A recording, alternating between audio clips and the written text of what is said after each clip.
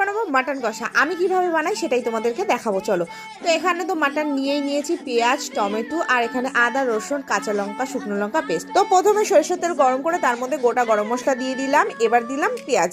তো পেঁয়াজটা ভালো করে বেরেস্তার মতন ভেজে যে মশলাটা পেস্ট করে রেখেছিলাম সেটাই দিয়েছি, তার মধ্যে দিলাম টমেটো। এবার এটাকে ভালো করে কষিয়ে নিলাম। এবারে একটা পেস্ট বানিয়ে নেবো, তার জন্য টক দই, হলুদ গুঁড়ো, লঙ্কার গুঁড়ো, ধনের গুঁড়ো আর জিরের গুঁড়ো দিয়ে ভালো করে মশলাটাকে ফেটিয়ে নিলাম।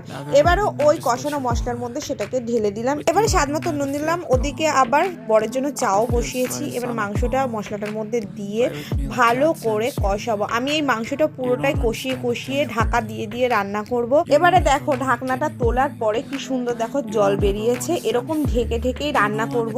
আবার ঢাকা দিয়ে ঢাকনাটা তুললাম, দেখো কি সুন্দর কালারটা এসেছে। এবার গোটা রসুন আর পেঁয়াজ দিয়ে কিছুক্ষণ রেখে নামিয়ে নেবো। দেখো কি সুন্দর হয়েছে। আমরা ফ্রাইড রাইস দিয়ে খেয়েছিলাম। ভালো লাগলে চ্যানেলটাকে সাবস্ক্রাইব করে দিও।